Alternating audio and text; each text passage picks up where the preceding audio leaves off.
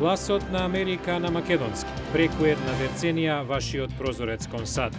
А сега, директно од студиото во Вашингтон.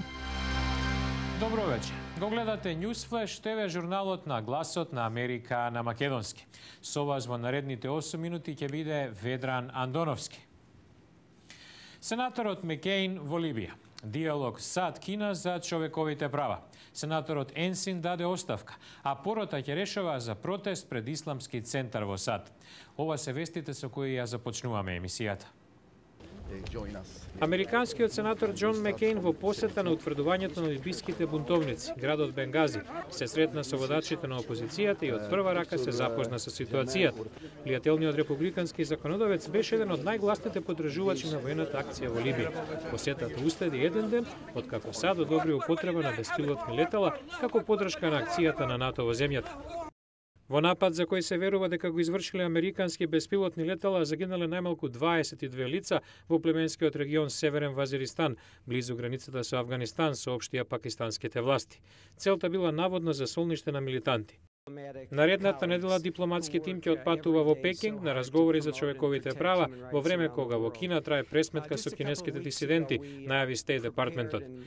Републиканскиот сенатор Џон Енсин од Невада поднесе оставка на функцијата по истрагата за неговата вонбрачна врска со поранешна соработничка во изборната кампања Синтија Хемптон, а чиј сопруг исто така бил административен соработник на Енсин. Американска порота треба да одлучи дали контроверзниот христијански свештеник Тери Џонс, кој минатиот месец запали примерок на Коранот, ќе може да одржи протест пред главниот исламски центар во САД во сојузната држава Мичиген. Џонс се реши на судска постапка, откако судијата му даде избор да го презентира случајот пред суд или да плати кауција со која ќе се финансира големото полициско обезбедување за протеста. Паркирање со мобилен телефон. Ова е можно доколку живеете во Сан Франциско. Апликација на iPhone ви кажува каде има празно место, колку ќе чини паркирањето, можете да го наполните паркинг метерот од телефонот, па дури да добиете текст порака пред да ви истече времето. NBA плейоф надпревари. Чикаго и Мајами победува со 3-0. Булс беа подобри од Индијана со 88-84. Хит пак поуспешни од Филаделфија 194. Најповеќе поради одличниот Двејн Вејд со 32 поена. Портланд го совлада Далас со 97-92 и го намали резултатот на 2-1. Во продолжение на Newsflash, колку е здраво да се живее до нуклеарка. Сојузната држава Илинојс со 6 централи е дом на неголемата мрежа на нуклеарни објекти во САД. Националната академија на науки работи на студија што го проценува ризикот по локалното население. Нуклеарната централа Брейдвуд во Илинојс започна со работа во 1988. Може да произведе доволна енергија за 2 милиона луѓе. Речиси 5 милиони живеат во радиус од 80 километри од централата.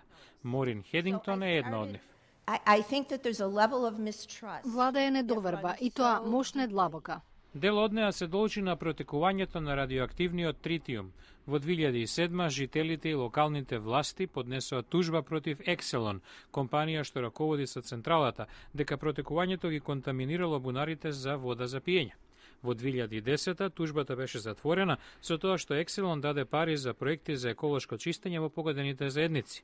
Па сепак, Комисијата за нуклеарна регулатива, која врши надзор на централите во САД, тврди дека нивото на протекувањето било далеку под опасниот праг.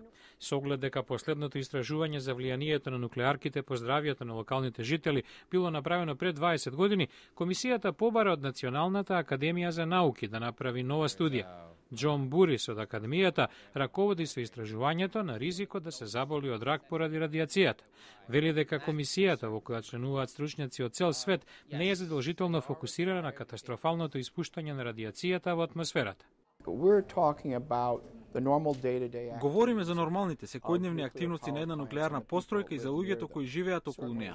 Наодите ќе бидат достапни на јавноста, вели овој стручњак. Членовите на околните општини во Илинојс биле поканети да присуствуваат на една од средбите во рамки на изработката на студијата, за да ја изразат својата загриженост. Комисијата за нуклеарна регулатива подоцна годинава ќе одржи слични состаноци во Атланта и Лос Анџелес.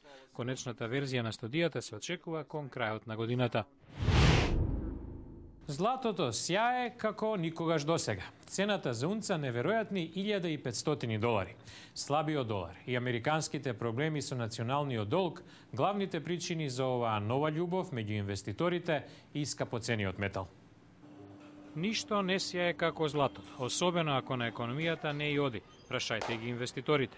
За оние кои сакаат да се обложуваат на сигурно и нема некоја друга можност, коментира финансискиот советник Мартин Хенеки. Вообичаено, владините обврзници се сметаат за таква крајна гаранција, но што ако и тие не се безбедни? Да чуваме пари под перници, ќе ги изеде сегашната инфлација. Оттаму инвеститорите се повеќе се вртат кон златото. Задолженоста на некои европски земји и немирите на Блискиот исток има удел, но стручњаците сметаат дека намалените очекувања дека американскиот конгрес ќе постигне согласност како да го намали националниот долг, дефинитивно ја напумпаат цената на златото. Тоа ќе трае известно време, предвидува аналитичарот Лео Саркин. Освен доколку краткорочните каматни стапки не се издигнат на стапката на инфлација или пак доларот од ненадеж заздрави. Тоа се единствените две нешта што би ја намалиле цената на златото. Сега таа е над $1.500 за унца. Комбинацијата од ниски каматни стапки и слабиот долар создава перфектни услови за инвестирање во златото. Па сепак стратегот за глобални прашања Роџер Најнтингейл вели тоа не може да трае бесконечно. Американците се позагрижени за ликвидната политика. Мислам дека до крајот на годината ликвидноста ќе се најде на удар и вредноста на средствата меѓу нив и златото ќе појде надолу. Но барем за сега покрај златото и среброто е на добар пат, над $45 за унца, највеќе од 1980-та наваму. А во наредната емисија, човечката цена на Чернобил. Жртви и научници на годишнината од трагедијата говорат за најтешкиот данок што таа го зеде. Гледајте во понеделник во Newsflash. Наредната недела во Newsflash, сеништето на радиацијата. Четвртина век подоцна, Чернобил се уште зема данок. Гледате во понеделник во Newsflash. Го гледавте Newsflash, ТВ журналот на гласот на Америка на македонски. Со вас во оваа емисија беше Ведран Андоновски. За повеќе содржини, појдете на нашата интернет страница glasnaamerika.com. Од Вашингтон ви посакуваме пријатна вечер и пријатен викенд.